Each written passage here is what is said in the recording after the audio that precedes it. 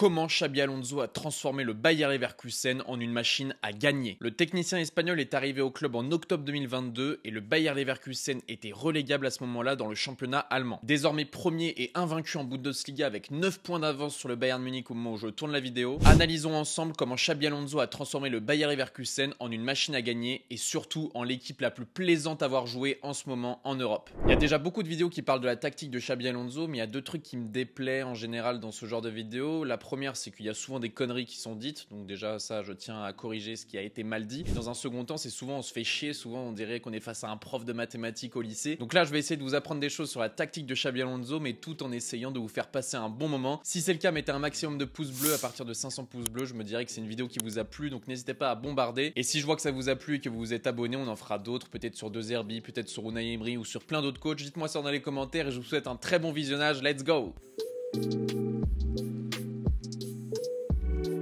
Avant de commencer la famille, cette vidéo est sponsorisée par mon partenaire de toute la saison en paris sportif, c'est TheBet, TheBet.fr, c'est vraiment la famille. Ils sponsorisent des clubs français légendaires comme le FC Nantes ou comme l'AS Saint-Etienne par exemple. Et ils sponsorisent aussi la chaîne YouTube BR10 et donc avec mon code d'inscription BR10, le lien est dans la description, lorsque vous vous inscrivez sur TheBet, votre premier pari est doublé en free bet. Donc par exemple jusqu'à 100 € d'ailleurs, donc par exemple vous pariez 50 € pour votre premier pari, vous allez recevoir 50 € de free bet, 25 € de free bet directement et 25 € de free bet une fois que votre carte d'identité aura été validé. Je remercie énormément TheBet pour son soutien toute la saison. D'ailleurs, dans pas longtemps, on va reparler d'eux parce que je vais faire un vlog grâce à eux. Restez connectés la famille et merci à tous ceux qui utiliseront le code BR10 en s'inscrivant sur TheBet. Ça soutient énormément la chaîne, ça soutient mon travail, etc. Donc merci à tous et on passe directement à la vidéo.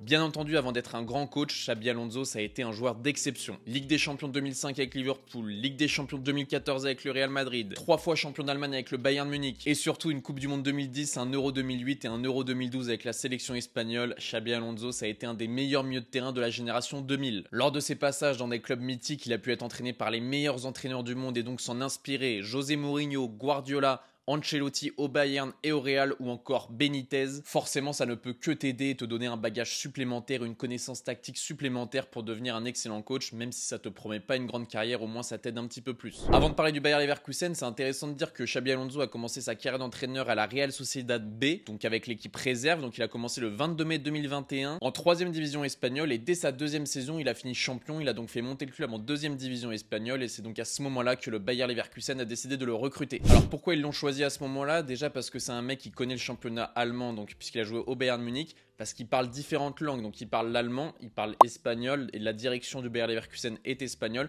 et il parle bien sûr anglais puisqu'il a joué à Liverpool. Donc déjà ça l'aide d'un point de vue de management, il peut parler espagnol avec Grimaldo, il peut parler anglais avec tout le reste de l'effectif, et il peut parler allemand avec les médias et avec les joueurs allemands comme Hoffmann par exemple. Lorsque Xabi Alonso arrive au Bayer Leverkusen en cours de saison, le club est 16e, il joue le maintien, mais ça commence très bien pour lui, il gagne 4-0 son premier match face à Wolfsburg, et il finira 6e dès sa première saison, avec un jeu un petit peu différent de maintenant, il jouait beaucoup en contre-attaque avec notamment Moussa Diaby et Jérémy Frimpong. Et le moment décisif pour Xabi Alonso pour qu'il fasse une très grande saison cette année, donc ça a été son mercato d'été 2023. Donc il perd Moussa Diaby pour 55 millions du côté d'Aston Villa. Moi à ce moment-là je me suis dit putain ça va être dur pour lui d'enchaîner une belle deuxième saison etc. Pas du tout, il allait chercher du très beau monde. Grimaldo transfert libre, on va en reparler de lui après. Nathan Tella qui au début ne jouait pas beaucoup mais qui en ce moment est excellent. Victor Boniface qui est arrivé de Belgique de l'Union Saint-Gilloise pour 20 millions d'euros. Granit Xhaka pour 15 millions d'euros alors que Mikel Arteta voulait le garder à Arsenal. Et Jonas Hoffmann qui est arrivé pour 10 millions d'euros, qui est un joueur excellent et très sous-coté. Et pour comprendre que son mercato a été réussi, il y a juste à voir le classement des buteurs et des passeurs actuellement. Donc Victor Boniface meilleur buteur avec 10 buts, Grimaldo second meilleur buteur avec 8 buts, et on a également Jonas Hoffmann qui a marqué 5 buts, qui lui aussi est arrivé l'été dernier. Pour les meilleurs passeurs c'est pareil, t'as Grimaldo à 10 passes D, donc il a 8 buts, 10 passes D seulement en championnat, ça c'est que les statistiques en championnat, donc c'est incroyable. Hoffmann pareil, Victor Boniface pareil, donc voilà, il y a eu des très bonnes recrues qui sont très efficaces et qui surtout sont très décisives. Concernant l'effectif actuel, c'est une équipe très jeune avec une moyenne d'âge de 23 ans et demi, dont 21 joueurs qui ne sont pas allemands, donc 66% de l'effectif, et donc c'est là à ce moment-là que Xabi Alonso peut manier son anglais, son espagnol et son allemand, ça c'est une force incroyable. Sa compo sur le papier ça donne ça, donc on peut dire que c'est un 3-4-2-1, donc on a Lucas Radeke au cage, on a Ta qui est vraiment le défenseur central pur et dur, on a Tapsoba et Kosunu qui eux montent énormément, on a Frimpong et Grimaldo qui sont mis en tant que pistons sur le papier, mais vous allez voir après qu'ils jouent vraiment très haut, c'est vraiment des ailiers. On a la doublette au milieu dont on va reparler par la suite, Xhaka et Palacios qui font un travail formidable, Wirtz, Hoffmann, les deux numéros 10 excentrés et Boniface, le buteur qui est là pour marquer. Mais vous voyez en réalité quand on regarde les positions moyennes, ça n'a rien à voir. Donc on peut voir que par exemple Frimpong, le numéro 30, est tout en haut à droite, c'est un vrai ailier. Pareil pour Grimaldo, le numéro 20 qui est à gauche. Mais vous voyez surtout ce système, c'est une sorte de taureau en quelque sorte. Vous voyez que tous les joueurs sont connectés par des triangles et ça c'est hyper important dans le jeu de Xabi Alonso, on va y revenir par la suite. Mais c'est que toujours le joueur qui a le ballon doit avoir minimum deux solutions. Et ce qui est intéressant aussi, c'est que son équipe est vraiment très équilibrée. Il y a autant d'attaques à gauche, à droite que dans l'axe et ça c'est vraiment incroyable. Le danger vient de partout. On peut par exemple comparer ça au Paris Saint-Germain l'année dernière où tu avais 46% côté gauche, donc là c'était vraiment déséquilibré. Là tu vois le Bayer Leverkusen cette saison c'est très équilibré, il faut vraiment surveiller toutes les zones du terrain parce que le danger peut venir de partout. Alors concernant la tactique de Xabi Alonso, ses principes de base, donc c'est que c'est une équipe de possession dans un premier temps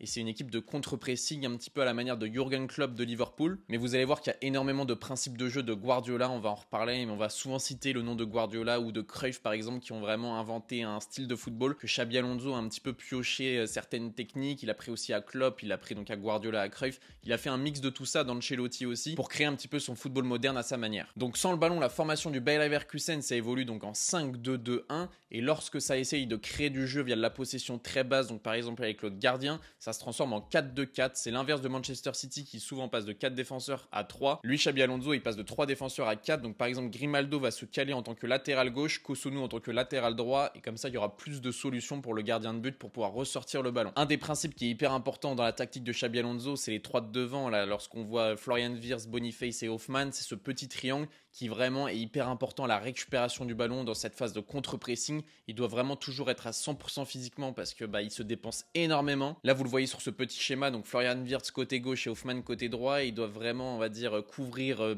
3 possibilités de passe, alors que Boniface va plutôt reculer comme un numéro 10 sur le numéro 6 adverse pour bloquer la liaison entre les défenseurs et les milieux de terrain. Un des principes de jeu fondamental de Xabi Alonso au pressing, c'est donc de presser lorsque le ballon est sur le latéral adverse, par exemple là sur le latéral gauche. On va vraiment essayer de forcer le latéral adverse à jouer dans l'axe, donc il y a Jérémy Frimpong qui va vite monter, et donc si le défenseur gauche trouve un milieu de terrain donc dans l'axe, le milieu de terrain va se retrouver dans une box un petit peu enfermé par 4 joueurs, donc par Wirtz, par Boniface, par Xhaka et par Palacios par exemple. Et là c'est vraiment le moment où tous les joueurs doivent se resserrer sur lui pour vraiment récupérer le ballon le plus rapidement possible et aller au but adverse. Là on va se faire un petit focus sur la doublette du milieu de terrain, Xhaka, Granit Xhaka et Palacios qui sont vraiment le cœur, le poumon de cette équipe. Ils font vraiment le lien entre l'attaque et la défense, mais ils ont quand même plus un rôle défensif. On va dire que d'abord ils doivent vraiment être en priorité sur la défense. Pourquoi ? Parce que Xabi Alonso il a un principe de jeu, 5 joueurs qui attaquent, 5 joueurs qui défendent. Donc vous avez les 3 défenseurs plus les 2 milieux, c'est très à la mode en ce moment dans le football. 3 défenseurs et 2 milieux donc qui couvrent l'espace pour éviter les contre-attaques. Et 5 joueurs qui attaquent avec les 5 couloirs guardiolins,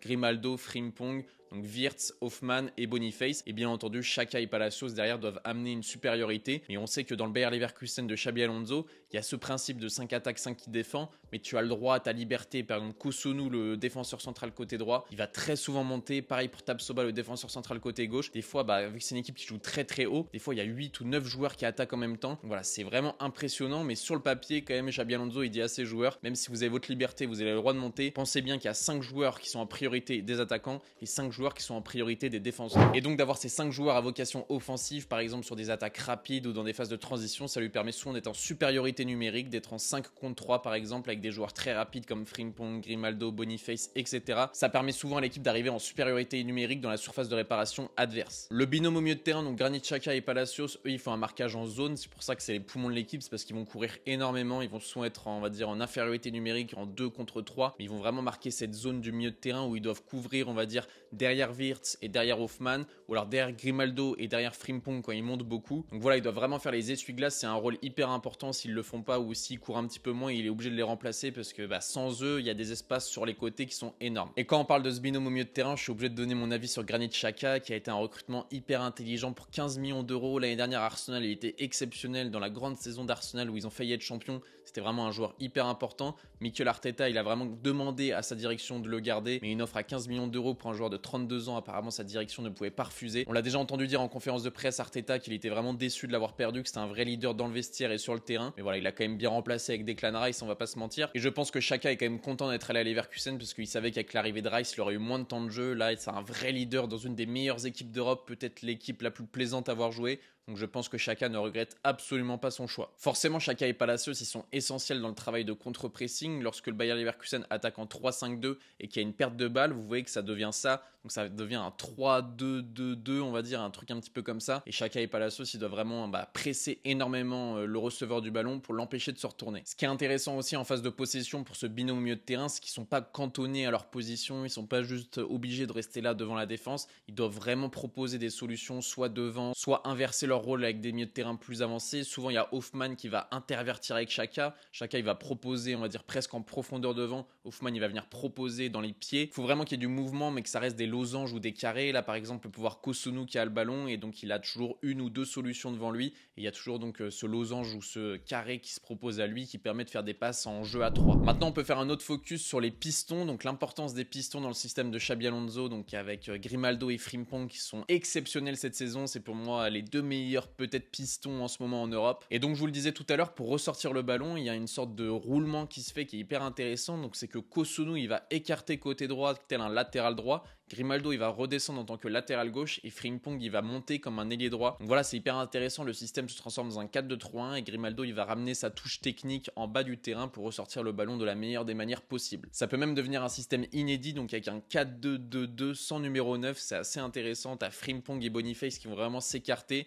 Et t'as Wirtz et Hofmann qui vont vraiment devenir les joueurs d'axe et qui doivent venir proposer en relais. Et ça permet au Bayer Leverkusen d'être toujours en supériorité numérique dans son camp lorsqu'ils veulent ressortir le ballon proprement. Par exemple, sur cette phase de jeu-là, le Bayer Leverkusen et Grimaldo sont en 5v3 et donc ils vont ressortir la balle très tranquillement, même avec un gros pressing de l'équipe adverse. Ils ont tellement une organisation précise avec toujours des losanges qui se créent qui vont pouvoir ressortir le ballon calmement et pouvoir attaquer très rapidement la surface adverse. Et ça, ce système de triangle ou de losange, c'est vraiment inspiré du jeu de Guardiola. Je vous avais dit qu'on avait beaucoup parlé de Guardiola. En plus des couloirs Guardiola et les 5 joueurs qui attaquent, il y a ce jeu en triangle. Là, par exemple, c'est Ruben Dias, Stones et Rodri. Toujours avoir ce système du troisième homme disponible. Il faut toujours jouer vite pour essayer de trouver un troisième homme et on va dire couper la ligne, casser la ligne adverse. Il y a un autre système qui est intéressant avec le Bayer Leverkusen de Xabi Alonso, c'est que souvent, donc, tu as Kosunu et donc Tapsoba qui vont avancer. Tu as les deux attaquants excentrés qui vont s'écarter et qui vont un petit peu reculer, ce qui va vraiment créer deux losanges sur les côtés, un losange à gauche, un losange à droite, et tu as Boniface qui va rester devant pour attendre le ballon ou pour potentiellement un centre ou un jeu long. Le but pour Xabi Alonso lorsqu'il crée des losanges comme ça sur les côtés, c'est vraiment de trouver le côté adverse le plus rapidement possible. Donc par exemple, si le jeu est à droite, on va essayer de chercher Grimaldo côté gauche et être en situation de supériorité numérique en 2v1 par exemple avec Wirtz et Grimaldo face à un défenseur. Lorsque le jeu est fermé d'un côté, il faut avoir la qualité technique pour envoyer le ballon le plus précisément de l'autre côté. Et ça, forcément, quand tu as Xhaka qui a un pied gauche magique, lorsque tu as par exemple Frimpong qui a une qualité de centre incroyable, ou Grimaldo, Florian Wirtz ou Hofmann, voilà, c'est des joueurs qui ont des qualités techniques exceptionnelles et qui sont capables de renverser le jeu à 60-70 mètres très facilement. Et ce qui est intéressant aussi avec les pistons, c'est que parfois ils doivent être capables de rentrer dans le cœur du jeu. Par exemple, Wirtz va prendre la place de Grimaldo côté gauche et Grimaldo va rentrer dans l'axe pour faire parler sa qualité technique et son pied gauche. Donc voilà, il y a beaucoup, on va dire, de swaps comme ça très intelligents entre Wirtz et Grimaldo ou entre Frimpong et Hofmann par exemple. Et ça, je trouve ça vraiment incroyable lorsque tu as des pistons comme ça qui sont hyper rapides sur les côtés mais qui sont aussi capables d'être, on va dire, des fins techniciens dans les petits espaces au milieu. Je trouve que c'est vraiment des joueurs très complets et vraiment essentiels au jeu de Xabi Alonso. Il y a un autre joueur qui est essentiel au Bayer Leverkusen, c'est le petit génie allemand Florian Wirtz. Je suis obligé de faire un petit focus sur lui parce que voilà, lui c'est vraiment un génie. C'est peut-être le joueur le plus talentueux en Allemagne avec Musiala. Mais moi j'ai une petite préférence pour Florian Wirtz. Je sais pas pourquoi, je trouve que c'est un numéro 10 à l'ancienne. Il a une finesse, il a une qualité dans le jeu. Voilà, il paye pas de mine, il fait pas rêver physiquement, il a pas de muscles ou quoi. Mais voilà, c'est un joueur qui te fait rêver, qui te fait gagner des matchs, qui te fait lever des foules et qui est tout simplement incroyable. Évalué à 100 millions d'euros sur Transfermarkt, c'est un joli chiffre. Il est donc à 23 matchs de Bundesliga, 5 buts et 10 passes décisives. J'espère pour lui qu'il va arriver à mettre 10 buts, comme ça il sera en double-double, 10 buts, 10 passes D, ça serait vraiment mérité pour sa saison incroyable qu'il est en train de faire. Avant, il se blessait beaucoup, il avait les croisés, etc. En ce moment, il a l'air vraiment d'être fit physiquement. Et je pense que cet été, le Bayer Leverkusen va recevoir des offres à 100 ou 150 millions d'euros parce que lui, c'est vraiment un bijou. Et ça va devenir un très très grand joueur sans aucun doute. Et le but pour Xabi Alonso avec Florian Wirtz, c'est vraiment de le trouver entre les lignes comme un vrai numéro 10 à l'ancienne. Dès que tu le trouves entre les lignes et qu'il arrive à se retourner, il va te créer des décalages ou alors il va te créer un dribble ou une frappe ou quelque chose. Vraiment, il va te créer du danger. C'est vraiment, on va dire, un mec qui arrive à allumer des étincelles avec rien du tout. Tu lui donnes le ballon, s'il arrive à se retourner entre les lignes, franchement, c'est du pain béni. Il va te faire un décalage sur Grimaldo, il va te faire un décalage Tagliafico Frimpong. Voilà, c'est vraiment un joueur très talentueux et qui te crée des occasions avec presque rien. Un autre joueur qui est intéressant d'analyser forcément dans cette équipe, c'est Victor Boniface, donc le numéro 9, qui lui a plus de marge de progression que Wirtz, je trouve, dans le sens où Boniface il est quand même assez maladroit dans le dernier geste. Ça s'explique aussi par le fait que il a un abattage physique très important. C'est un mec, c'est un grand gaillard d'1m93, l'attaquant nigérien. Il a énormément d'activité sur le terrain. Il est bon dos au jeu en phase, on va dire, de déviation, mais il est surtout bon dans le dos de la défense avec ses qualités physiques. Il est très rapide, très puissant. Mais il est aussi bon techniquement, il aime bien faire un geste technique, la fake pass de Thierry Henry que Thierry Henry aimait bien faire à l'époque. Lui aussi, c'est un geste qu'il a déjà fait 4 ou 5 fois dans la saison. Il a dit en interview que c'était son geste préféré et qu'il trouvait ça assez marrant de le faire et de déstabiliser les défenseurs. Et ce que je vous disais en début de vidéo, dans le fait que Bayer Leverkusen était très équilibré, qu'il s'attaquait à un tiers de pourcentage dans toutes les zones du terrain, ça profite à Victor Boniface qui peut recevoir des centres à droite, à gauche, en profondeur. Il peut recevoir des petits décalages de Florian Wirtz. Enfin voilà, pour un numéro 9, c'est un vrai régal de pouvoir savoir que tu peux être servi dans n'importe quelle position. Ça, franchement, ça l'aide énormément et ça lui permet de marquer des buts cette saison puisqu'il est déjà à plus de 10 buts. Sachant qu'il faut noter qu'il s'est blessé 2 mois et que sans sa blessure, il aurait peut-être mis 4 ou 5 buts de plus au minimum. On arrive sur la dernière partie de cette analyse, donc sur les faiblesses de Bayer Leverkusen, puisque voilà, comme toute équipe, comme tout système de jeu tactique, tu as forcément, on va dire, des défauts et des opportunités que l'adversaire doit saisir. La première faiblesse, c'est lorsque l'équipe adverse arrive à ressortir du contre-pressing de Xabi Alonso, puisque voilà, c'est un contre-pressing très agressif, très puissant, et on va dire très rapide. Si l'équipe adverse a la qualité technique, imagine ils ont un petit Marco Verratti ou quoi, qui arrive à s'en sortir, là tu peux avoir des boulevards devant, puisque par exemple si Xhaka et Palacios sont montés au contre-pressing, il ne reste plus que les 3 défenseurs derrière, et là ça peut vraiment créer des situations de contre-attaque. Ils se prennent pas mal de buts comme ça, le Bayer Leverkusen. L'année dernière, ils prenaient 2 buts par match en moyenne avant l'arrivée de Xabi Alonso. Cette saison, ils prennent 1,4 buts en moyenne, donc c'est déjà très bien. Ils en mettent plus de 2 par match, donc forcément ils gagnent leur match. Mais voilà, il faut faire attention, ils se prennent pas mal de buts en contre-attaque face à des attaquants rapides. Ils en souffrent notamment puisque ils peuvent, par exemple le gardien en général peut vite dégager sur un attaquant. Et là c'est un petit peu, on va dire, les boulevards qui se créent derrière le dos de la défense, derrière Frimpong et derrière Grimaldo. Lorsque Xhaka et Palacios par exemple n'arrivent pas à couvrir l'espace, forcément il y a des boulevards sur les côtés. Et aussi même quand Xhaka arrive à couvrir l'espace dans le dos de Grimaldo par exemple, on va dire que ça affaiblit un petit peu l'axe de la défense et donc là ils peuvent se prendre des buts dans l'axe aussi. Donc voilà, c'est un système imparfait comme tous les systèmes au football, il y a des faiblesses. Et une dernière faiblesse de Bayer Leverkusen, c'est qu'il surperforme légèrement. Là si on regarde la courbe, donc la courbe que vous voyez ici, c'est la courbe au milieu, donc c'est la courbe si vous gagnez autant de points que vous devriez en gagner. Donc le Bayern Munich gagne autant de points que ce qu'il devrait gagner. On voyait que le Bayer Leverkusen, Dortmund ou Stuttgart par exemple, ou Leipzig surperforme un petit peu plus. Donc ça veut dire que par exemple sur des matchs où ils devraient faire match nul, ils gagnent. Sur des matchs où ils devraient perdre, ils font match nul. Ça explique aussi le fait qu'ils soient toujours invaincus, parce qu'il y a des matchs où ils ont beaucoup souffert, mais ils ont réussi à s'en sortir. Et ça, c'est vraiment l'âme d'un groupe qui s'entend super bien. Les joueurs ont l'air très complices. Le coach a l'air vraiment d'avoir créé une atmosphère vraiment incroyable. Mais voilà, en conclusion, on peut se demander s'ils vont réussir à rester invaincus jusqu'à la fin de saison, comme les Gunners d'Arsenal à l'époque. Même s'il faut quand même préciser que la Bundesliga, il n'y a que 34 matchs. En première ligue, il y a 38 matchs. Et le niveau de la première ligue est bien supérieur au niveau de la Bundesliga, même si la Bundesliga, ça reste un excellent championnat. Donc voilà, j'ai hâte de voir si le Bayer Leverkusen va rester invaincu. J'espère que vous aurez un petit peu plus compris la tactique de Xabi Alonso. Je me suis régalé, j'ai beaucoup travaillé sur cette vidéo. Voilà, j'ai regardé énormément de contenu, j'ai regardé énormément de matchs en replay, même si j'en ai quand même regardé pas mal cette saison du Bayer Leverkusen. Je pense que j'ai regardé une dizaine de matchs, un match sur 2 à peu près du Bayer Leverkusen. Je me suis refait des matchs en replay, j'ai repris des séquences, etc. Donc voilà, j'espère que vous avez passé un bon moment devant cette vidéo. Si c'est le cas, un maximum de pouces bleus. Je remercie encore TheBet pour son soutien. Si vous voulez vous inscrire sur TheBet avec mon code BR10, ça me récompense énormément. Et vous êtes gagnant aussi. Donc voilà, le lien est dans la description, la famille. Et bien entendu, abonnez-vous et dites-moi dans les commentaires si vous pensez que Xabi Alonso va rester au Bayer Leverkusen l'année prochaine. Apparemment, il pourrait rester pour jouer la Ligue des Champions avec le club. Ça serait assez stylé. Mais on sait qu'il y a le Liverpool, il y a le Bayern et il y a le Real Madrid qui serait intéressé par lui, même si le Real ne sera pas cet été. Donc voilà la famille, dites-moi ce que vous avez pensé de la vidéo dans les commentaires. J'espère que vous avez kiffé. C'était BR10. Bonne matinée, bonne journée, bonne soirée, bonne nuit. Je vous kiffe. Peace.